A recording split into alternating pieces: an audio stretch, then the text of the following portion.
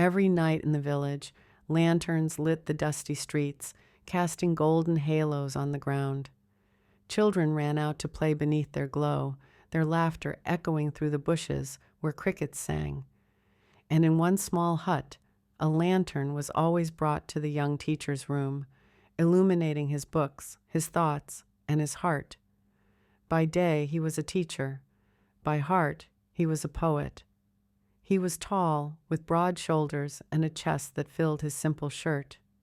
His arms were strong from years of walking the long paths to school, his abs firm, his height commanding. He was respected, as all teachers were. The way they dressed, the way they spoke, refined and admired. Women in the village whispered about him, but his heart belonged to only one. Though he had spent most of his life in the next village, where he studied to become the man he was, his soul found peace here, in the rhythm of the crickets, the laughter of children, and the songs of women returning from the stream, balancing water pots upon their heads. She was a girl whose beauty seemed woven from sunlight and river water. Her skin glowed like morning dew on bright diamonds. Her hair danced with the evening breeze.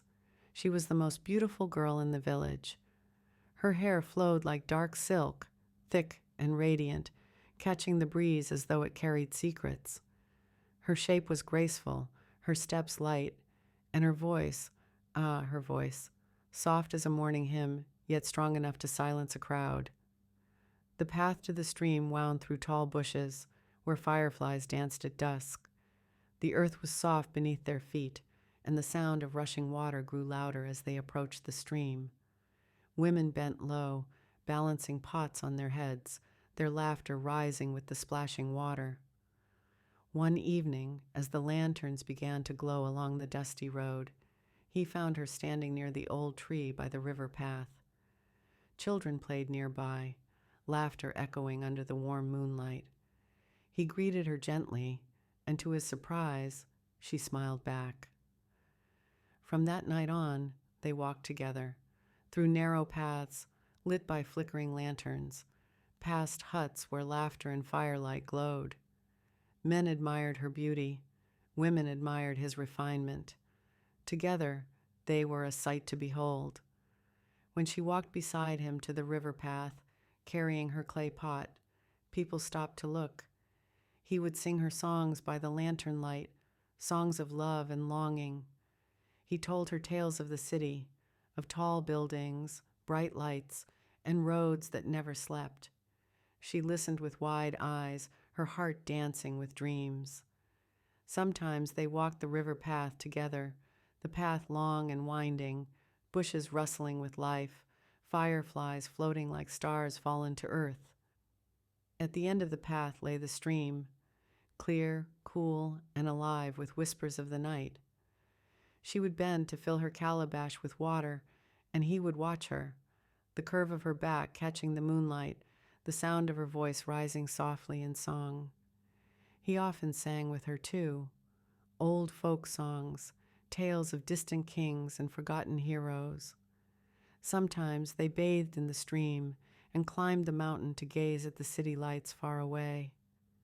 She would smile, her face glowing brighter than the lanterns below. And one evening, after they had fetched water and bathed by the stream, they returned to his hut. Outside, the moon was full, casting silver light across their skin. She asked him again about the city. He had been there once, visiting his uncle during a holiday. He spoke of its beauty, its noise, its endless wonders, and how lonely it was.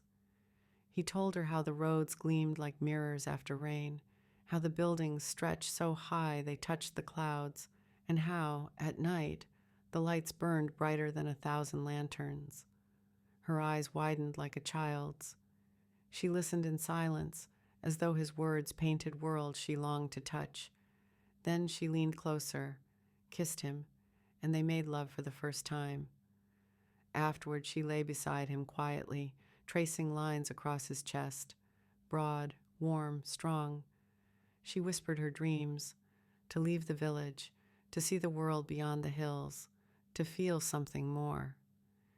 He listened, and though he smiled, his heart trembled. Days passed, weeks turned to months. They still walked together, still fetched water, still watched the city lights from the mountain. But something had changed. Her laughter grew shorter. Her eyes wandered longer. Sometimes she would stare toward the horizon, as though she could see the city calling her name. Her heart was restless. She still walked with him, still smiled, but her eyes wandered to the horizon. She spent long hours on the mountainside, staring at the city lights, as though they whispered to her. He tried to cheer her with songs, with stories, with laughter, but her joy faded quickly.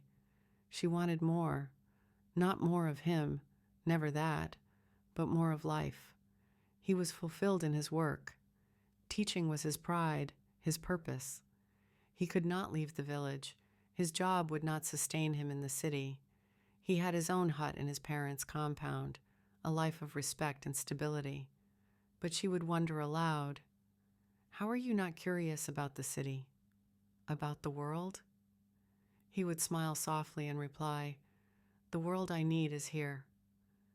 One night on the mountain top, while watching the city lights below, she turned to him and said, "Do you ever wonder what it would be like to live there? To dress like the city women, to walk among the lights instead of watching them from here?" He smiled faintly. "I am happy here," he said. "My work, my students, this village, it's enough for me." She looked away. Her eyes filled with longing. She didn't say another word. That night, when they walked back home, the silence between them was heavier than the night itself. At home, alone in his hut, he would stare at the lantern flame, wondering where her heart had gone. His parents noticed, too. His mother whispered, "She is beautiful, but beauty does not always stay." But he loved her still, even as worry gnawed at his heart. One evening he returned home and waited for her so they could go watch the city lights together. The lantern flickered in his room. He waited until the streets grew quiet, until the children's laughter faded. She did not come. He walked to the mountain, their place. The city lights shimmered in the distance, but she was not there. He waited until midnight, the crickets his only company. Still, she did not come. Then, with a heavy heart, he began the long walk home, alone. That was the last time he ever heard from her. He walked home slowly, the night heavy on his shoulders. As he reached his hut, the lantern that always waited for him was out. The flame had died. His room was swallowed in darkness. He felt for his bed with his hands, careful not to strike his feet against the mud frame. He sat down slowly, his heart quiet, his soul heavier than ever. He lay back, staring into the blackness. He thought of her beauty, her laughter, her smile, her dreams, and how she made him feel. He sighed deeply, wishing he could have changed her mind, wishing she had chosen him over the city lights. But he also hoped she was safe wherever she was. He took a long breath, then closed his eyes. His lantern no longer lit with joy, but with memory. They say the teacher never left the village. He grew older, his beard grayer, and though he smiled when he spoke to his pupils, his eyes still searched the mountain every evening, as if expecting her to return. And the lantern, that small light once brought to his room every night, was never lit again.